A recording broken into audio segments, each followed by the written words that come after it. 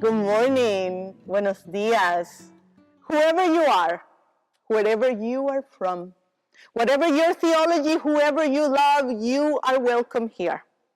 Whether you were born a Fountain Streeter or whether this is your first time with us, you are welcome here. Whether you are watching from your living room or kitchen or office or backyard or boat, we welcome you to our community today. I am the Reverend Mariela Pérez-Simons, and I use she, her pronouns, and I have the tremendous pleasure and honor to serve this congregation as its senior minister, and I want to personally welcome you to Fountain Street Church. Welcome home, where your whole being is accepted. Welcome home, where your curiosity is nourished. Welcome home, where your flourishing is supported. Today is September 20, and as the rest of our country, we are grieving the death of Supreme Court Justice Ruth Bader Ginsburg, whose life and work were dedicated to making this country a more just and equitable place for all. Particularly, she was a champion for equal treatment of the sexes. And I personally, like so many of us, owe so much to her. Today, we grieve her, we celebrate her, and we commit to continuing her work. Part of today's message is about losing one's theology and having to reconstruct it.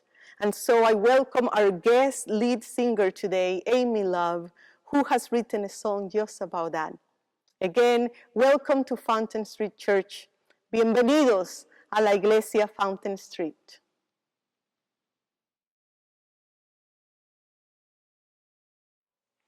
We have a new tradition here at Fountain Street Church of lighting candles week after week to bring in the light that connects us even though we're spread apart. Every week we light the 4 candles as a reminder that even though we are not here within these walls, our prayers for justice and peace, love and compassion all go far beyond these walls every week.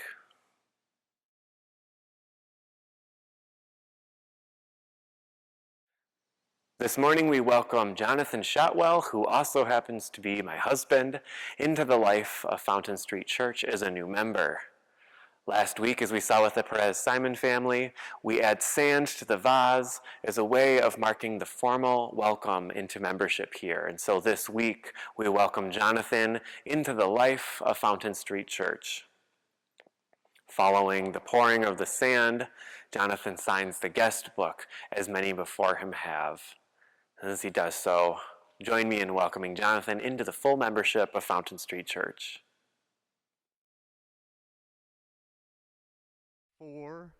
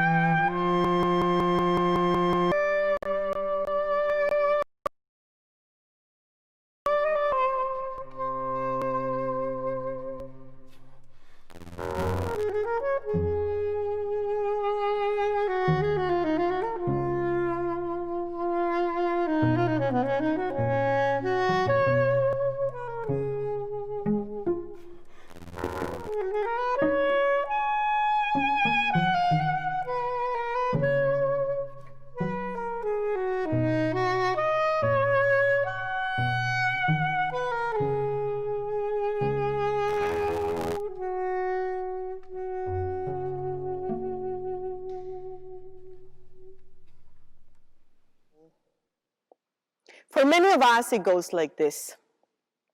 You set out to change the world, but the world changes you. A crisis happens. You are brought to your knees. You ask the hard questions. How can such horrible things happen to such good people? How can so much sorrow be possible? This is when your theology is tested. Your theology is what you believe in, your understanding of reality. At this moment, your dark night of the soul kind of moment, your theology can either offer comfort, it can become a source of comfort, or your theology can fail you miserably. And everything you believe to be true about God, about love, about life, is no longer true. And an existential crisis follows. For some, this crisis feels like being swallowed by a huge wave. This is a time in our lives, according to Mark Nepo, when we are welcomed into the depths of life.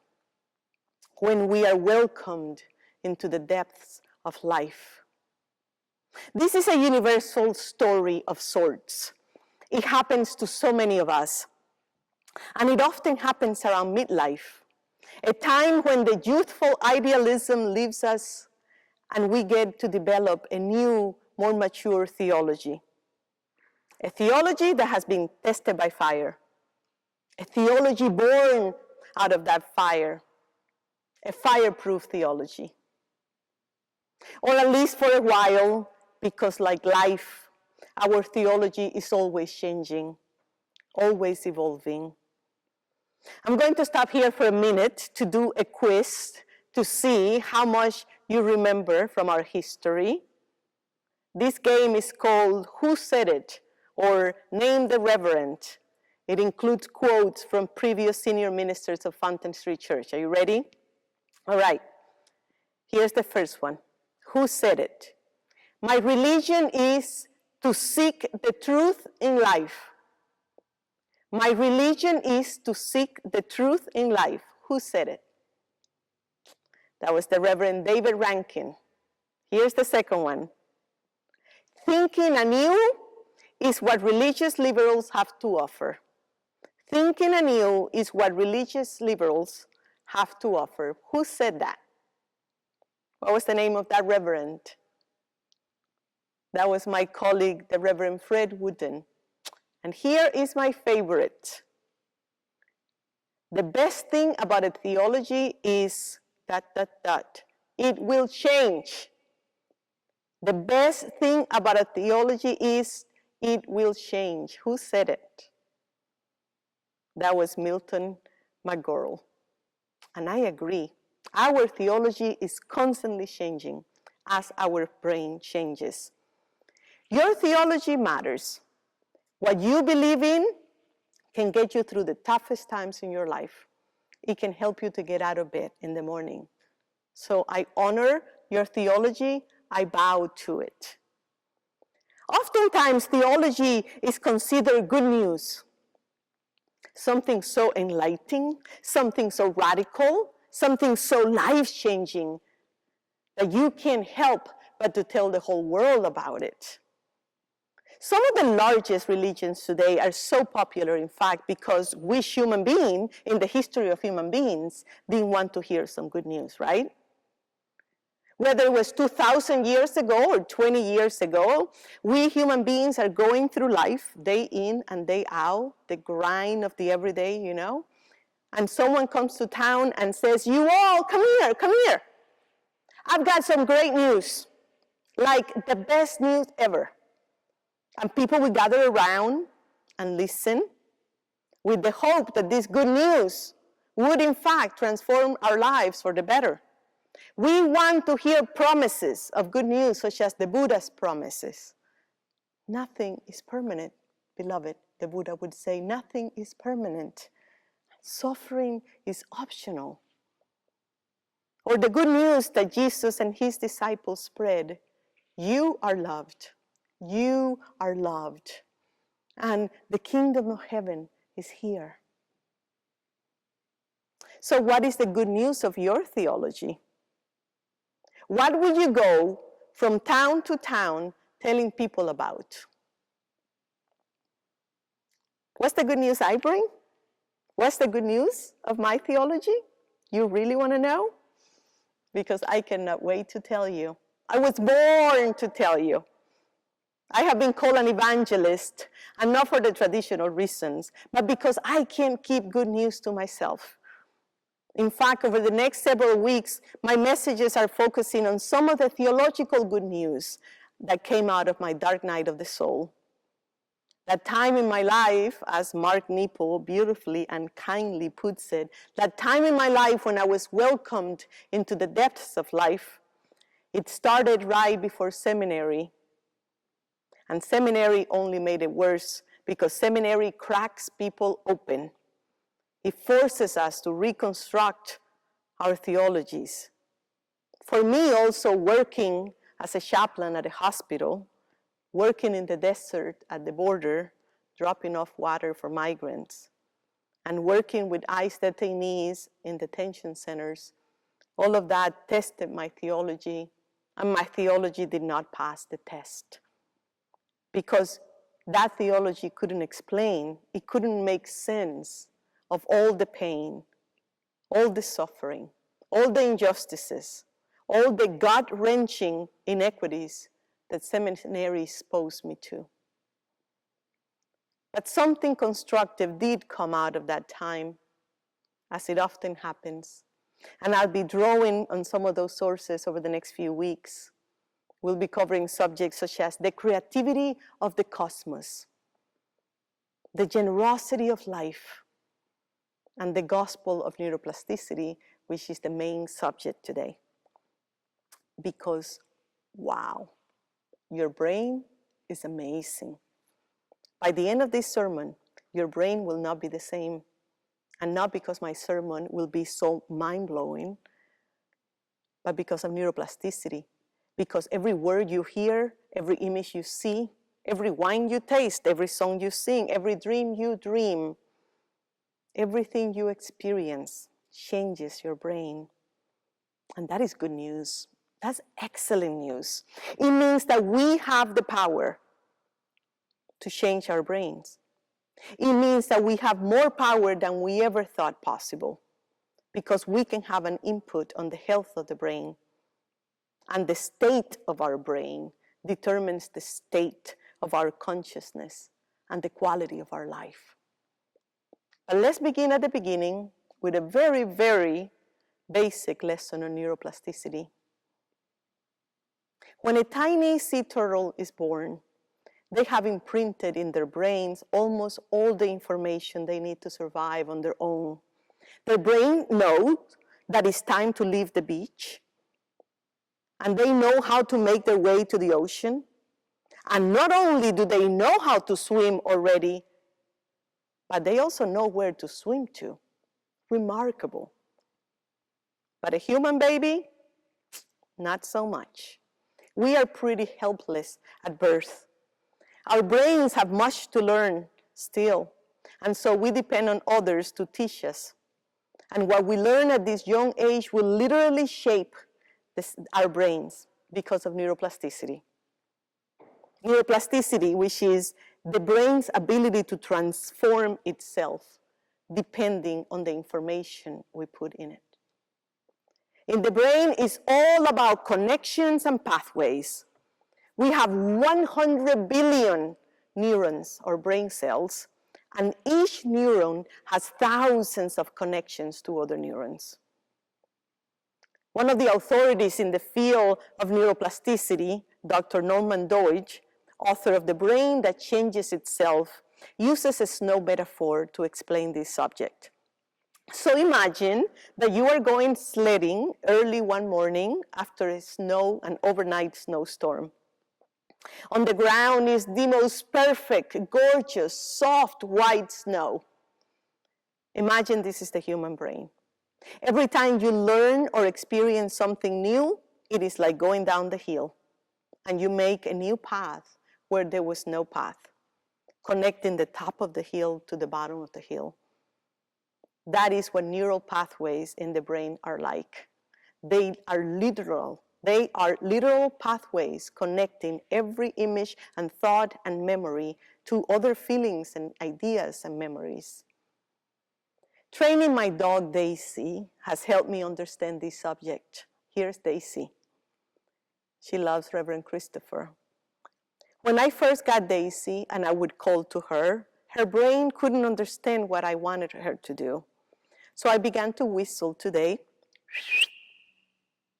while showing her a very nice, tasty treat. And she started coming. Time after time, I whistle, and she got a delicious treat. Daisy's brain now has made a neural pathway, a connection between my whistling and her treat. It doesn't fail.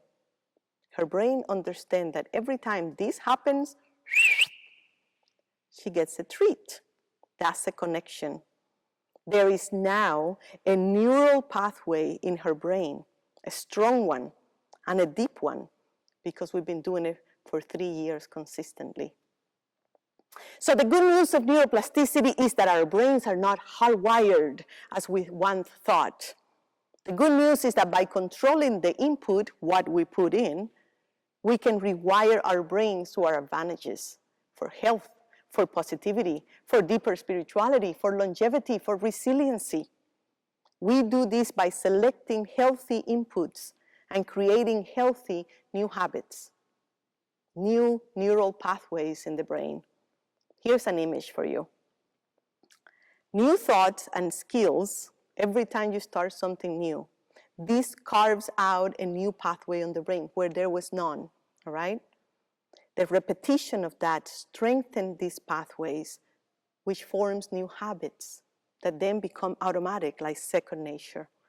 Now, old pathways that get used less and less weaken, and then eventually they're gone. This is the good news. This is how we change our brains and change our lives. Some techniques are easier than others.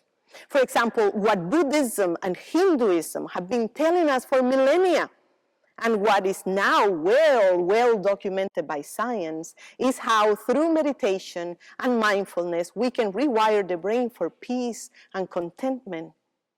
But it requires consistent practice for weeks and months until it becomes, again, like second nature, until those pathways are deep and strong and all we have to do is slide.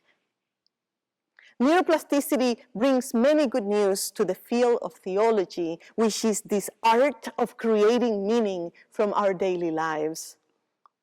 But I'll be honest with you. I will tell you the bad news just like I tell you the good news. The bad news is that the brain has this thing called the negativity bias, which is not so helpful to us, not very helpful at all. This is the best metaphor I have found to explain the negativity bias. It comes from the book, The Buddha Brain. Our brains are like Velcro for negative experiences.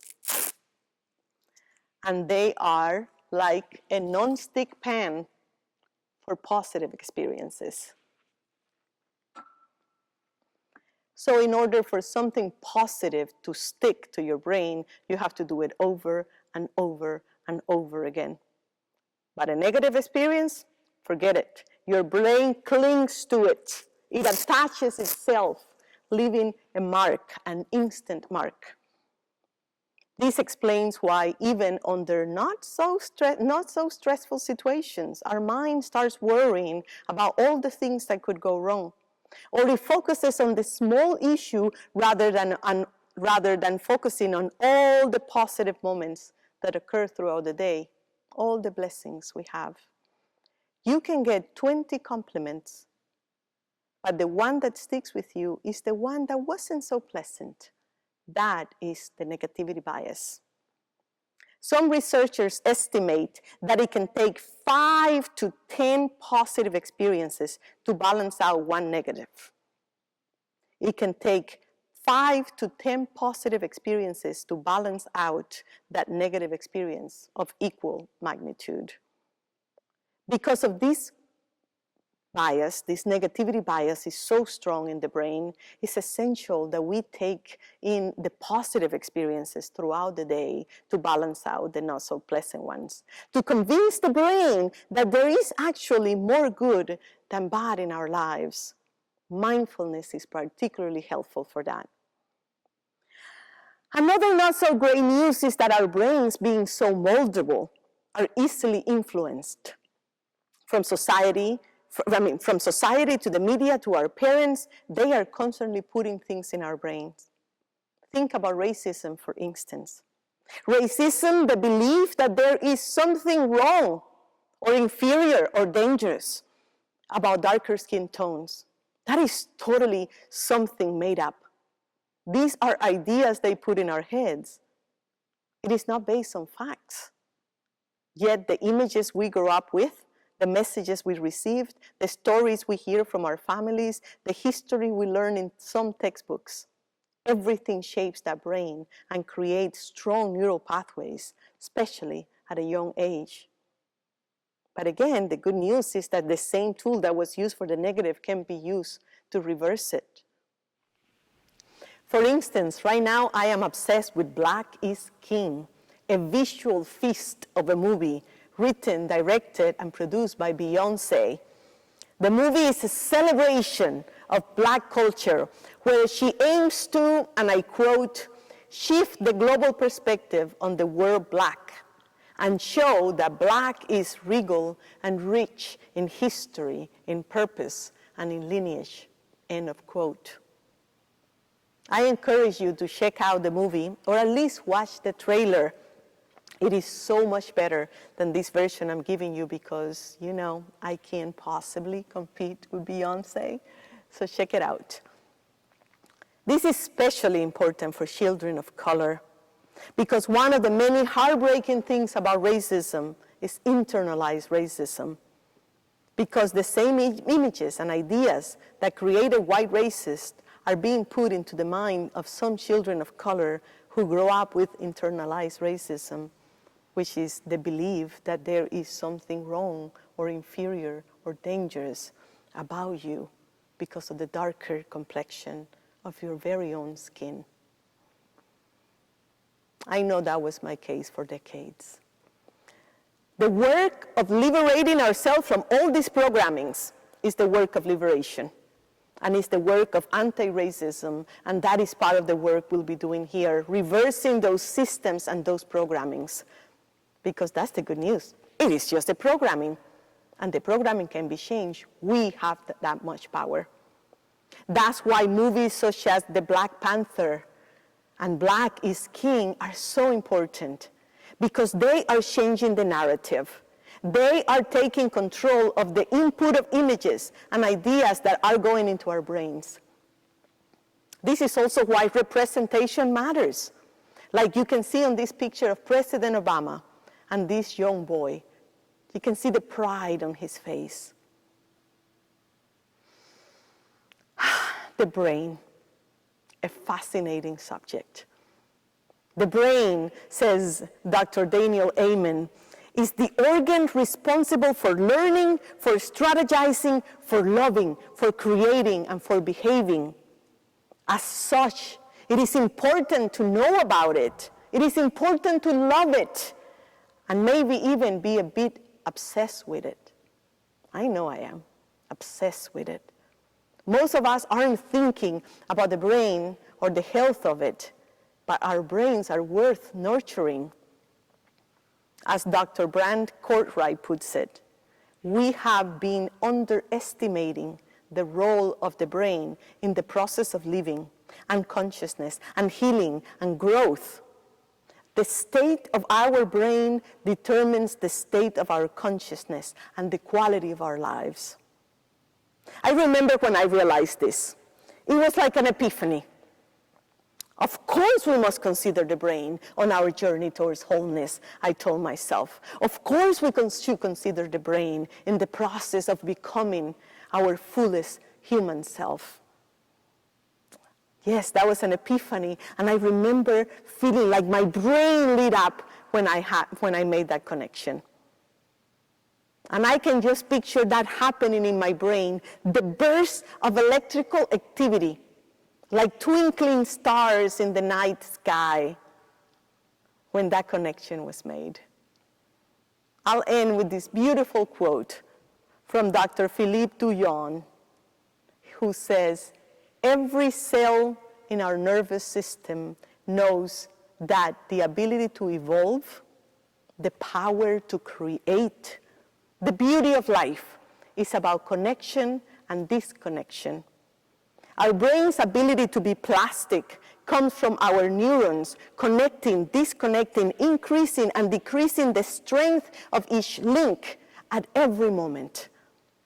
No neuron lives in isolation because isolation surely means death. Neurons survive and thrive due to the impulses they receive from one another. The majesty of life and the gift of neuroplasticity come from the interplay of neurons and their ability to share, their ability to communicate, their ability to connect to one another. May we learn from them. May it be so."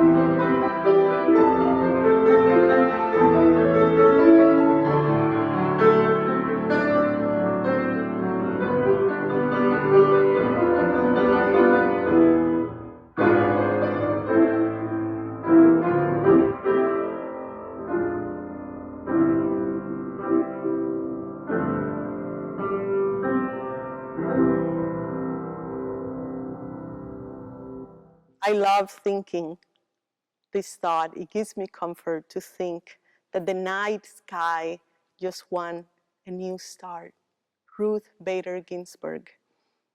I have a couple of announcements before we close with a tribute to her. First, this coming Tuesday evening, the Reverend Christopher Rowe and myself will be at the GRCC Park across the street from the church for our family kickoff event. That is at 6:30 this Tuesday. Then on Wednesday night, Reverend Matthew will be leading the grounding experience where we explore the practices that lead to flourishing. And next Sunday, we will continue on the subject of neuroscience and spirituality. We will go deeper into the subject. We will look at different practices and some more good news from that department. So, now, a small tribute to a great woman and leader who inspired and continued to inspire so many of us, Ruth Bader Ginsburg. When the news came, as the rest of the country, I was devastated, shocked, and worried, so worried. We thought that 2020 couldn't get any worse. However, the next day, my brain kept saying, stay on the battlefield, stay on the battlefield. My brain was making a connection between one of my favorite poems and her death. And I honestly think this is the best way I know to honor her, by staying on the battlefield, because that's exactly what she did. She stayed on the battlefield until she died. This poem was written by the American poet Sonia Sanchez, and some of you have heard it, but here it goes again. I'm gonna stay on the battlefield. I'm gonna stay on the battlefield. I am gonna stay on the battlefield until I die. I had come into the city carrying life in my eyes amid rumors of death, calling out to everyone who would listen. It is time to move us all into another century. Time for freedom and racial and sexual justice. Time for women and children and men and everyone. Time for hands unbound. I had come into the city wearing peaceful breasts, and the spaces between that smiled. I had come into the city carrying life in my eyes. I had come into the city carrying life in my eyes. And they followed us in their cars with their computers, and their tongues crawled with caterpillars. And they bumped us off the road, turned over our cars, and they bombed our buildings, killed our babies. They shot our doctors maintaining our bodies. But we kept on organizing. We kept on teaching, believing, loving, doing what was holy, moving to a higher ground, even though our hands were full of slaughtered teeth. But we held out our eyes, delirious with grace. But we held out our eyes, delirious with grace. I'm gonna treat everybody right. I'm gonna treat everybody right. I am gonna treat everybody right until I die. Come, I say, come, you sitting still in domestic bacteria. I say, come, you standing still in double-breasted mornings. I say, come and return to the fight. This fight for the earth. This fight for our children. This fight for our life. We need your hurricane voices. We need your sacred hands. I say, come, sister, brother, everyone, come to the battlefield. Come into the rainforest. Come into the hood. Come into the barrio. Come into the schools. Come into the abortion clinics. Come into the prisons. Come and caress our spines. I say, come. Wrap your feet around justice. I say, come. Wrap your tongues around truth. I say, come, wrap your hands with deeds and prayers. You brown ones, you yellow ones, you black ones, you gay ones, you white ones, you lesbian ones, come. Come to this battlefield called life, I'm gonna stay on the battlefield. I'm gonna stay on the battlefield. I'm gonna stay on the battlefield until I die. Join me.